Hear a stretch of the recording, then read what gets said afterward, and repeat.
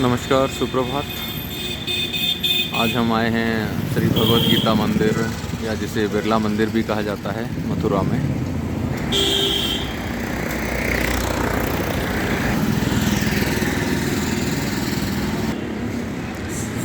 ये मंदिर मथुरा वृंदावन का एक प्रमुख मंदिर है। It's a very famous temple of Mathura Vrindavan.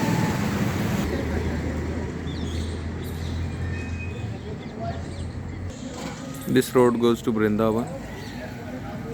Basically this connects Mathura to Vrindavan. यह रोड मथुरा और वृंदावन को जोड़ता है। वृंदावन यहाँ से लगभग 7 किलोमीटर दूर है।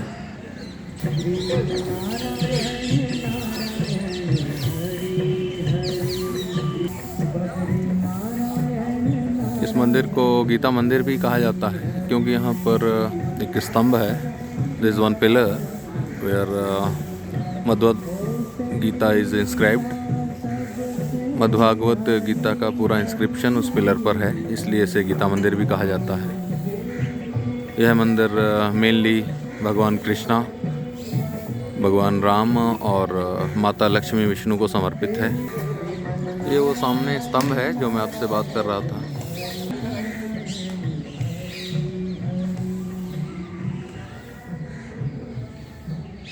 The landscaping is very good here.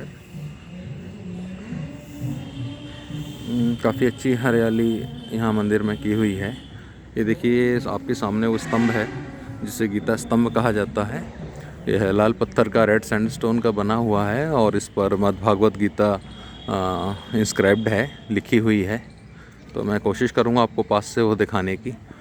एक चैरियट है, रथ, जिसको हम हिंदू टेक्स्ट में बोलते हैं, और ये भी इस मंदिर का आकर्षण है। क्योंकि मैं यहाँ पर काफ़ी सुबह सुबह आया हूँ, इस वजह से बहुत कम लोग दिखाई दे रहे हैं। अदरवाइज़ यहाँ पर काफ़ी भीड़ रहती है, स्पेशली शाम के समय around 4 to 5 PM in evening.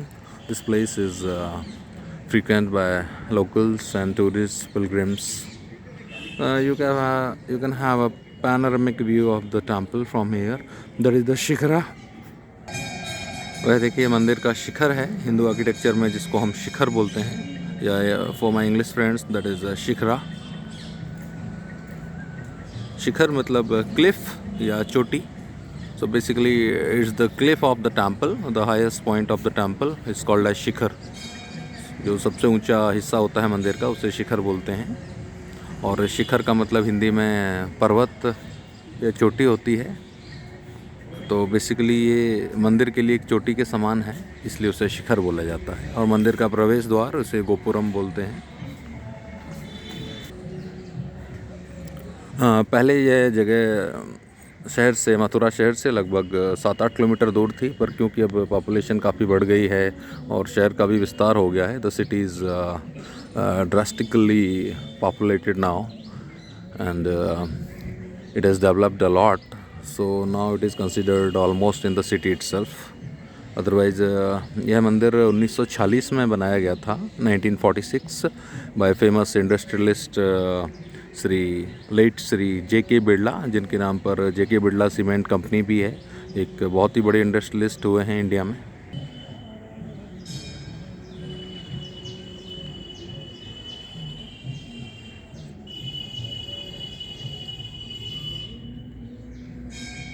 J.K. Birla family या बिरला फैमिली इंडिया की एक जानी मानी इंडस्ट्रियलिस्ट फैमिली है, और उनके अथक प्रयासों से 1946 में यह मंदिर बन के तैयार हुआ। देखिए, अब हम आ चुके हैं गीता स्तंभ पर। ये मैं आपको दिखाना चाहूँगा। यहाँ पर कृष्णा, लॉर्ड कृष्णा और अर्जुन की तस्वीर या स्कल्पचर है। यहाँ पर के भगवान कृष्ण अर्जुन को गीता का उपदेश दे रहे हैं, और इस स्तंभ पर, ये रेड सैंडस्टोन का स्तंभ है। The pillar is made up of red sandstone and Bhagavad Gita is inscribed on this pillar. तो गीता के उपदेश इस पूरे पिलर पर उकेरे हुए हैं, आप देख सकते हैं। It's a very beautiful piece of architecture.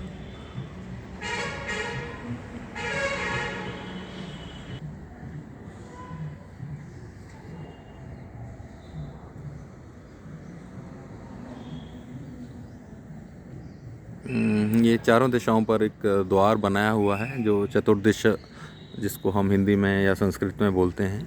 तो basically it's fine example of Hindu architecture, जिसमें कि सेंटर में टेम्पल होता है, केंद्र में मंदिर होता है और उस चारों दिशाओं में एक एक द्वार होता है और मुख्य द्वार होता है जिसे गोपुरम बोलते हैं। सो बेसिकली गोपुरम मतलब प्रमुख द्वार, गर्भगृह है जहाँ पर मेन या मुख्य मंदिर स्थापित होता है और उसके ऊपर शिखरा।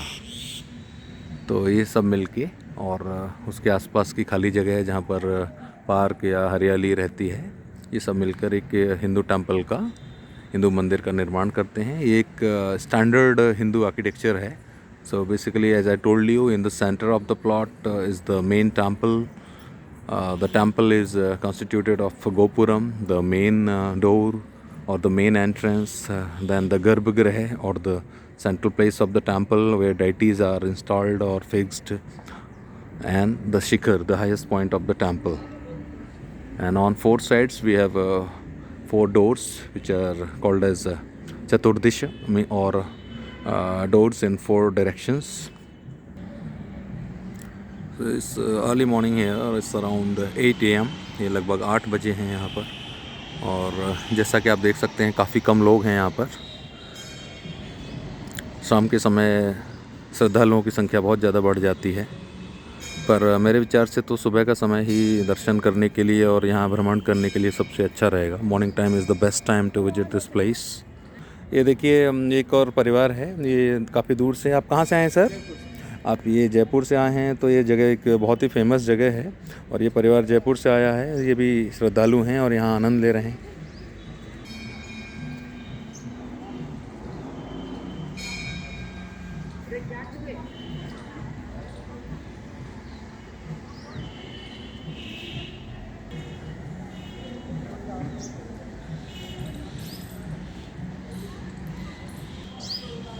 जैसा कि आप लोग सब जानते ही हैं, मथुरा वृंदावन या मथुरा लॉर्ड कृष्णा की भूमि रही है, भगवान कृष्ण की भूमि रही है और अधिकांश मंदिर जो हैं यहाँ पर वो भगवान कृष्ण को ही समर्पित हैं या उनकी ही प्रमुखता है अधिकतर मंदिरों में।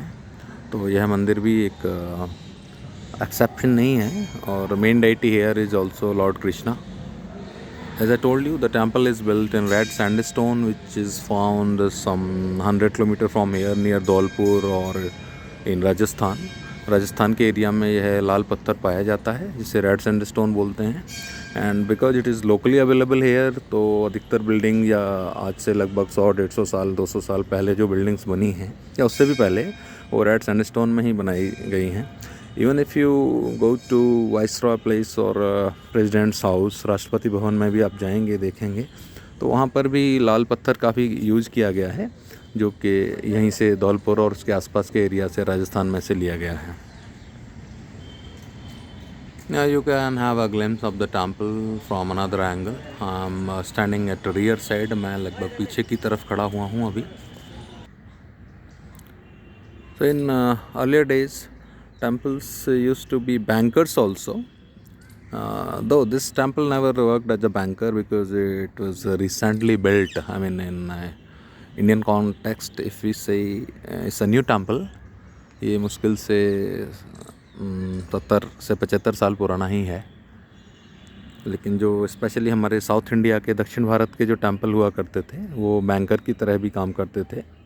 और for that also I will make a video and I will try to let you understand the architecture concept and social aspects of that issue. अब चूँकि मंदिरों के पास काफ़ी सारी ज़मीन भी होती थी, तो इस कारण वहाँ पर काफ़ी सारे पेड़ पौधे लगाए जाते थे, तो शहर के लिए या गांव के लिए भी ये एक काफ़ी अच्छी चीज़ हुआ करती थी। और पर्यावरण के लिए, for environment also it was very good. I mean it is still good because it has lot of trees and greenery, so that is good for the city or the town or the village also. यह देखिए, यह main शिखर है और क्योंकि हम बाहर की तरफ खड़े हैं तो आपको एक अच्छा व्यू, एक अच्छा नज़ारा मिल पा रहा है। And today have decided to capture it. और ये देखिए, एक भारतीय जो चरित्र है या भारतीय शास्त्र पुराण में भी पशु पक्षी प्रकृति नेचर इस सब को एक बहुत ही इम्पोर्टेंट स्थान दिया है।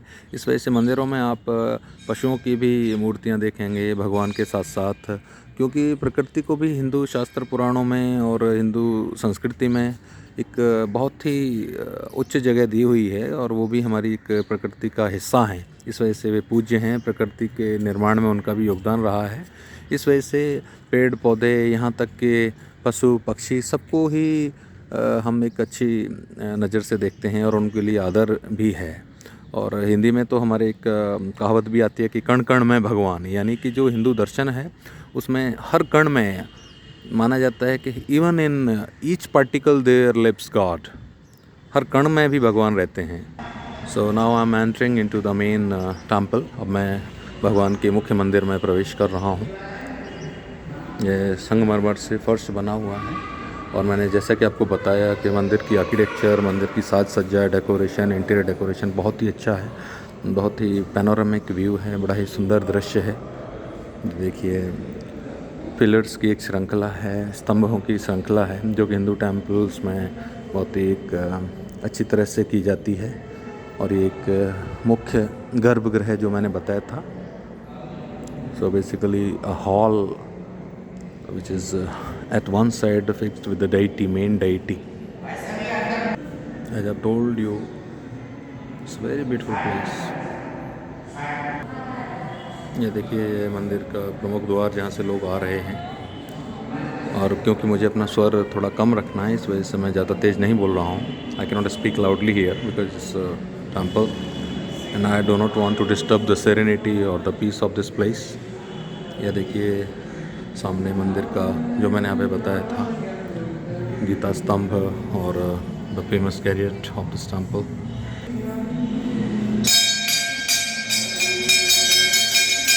बड़ा ही सुंदर और बड़ा ही अच्छा दृश्य है। अनेकों अनेक लोग यहाँ पर आ रहे हैं, प्रभु के दर्शन का आनंद ले रहे हैं।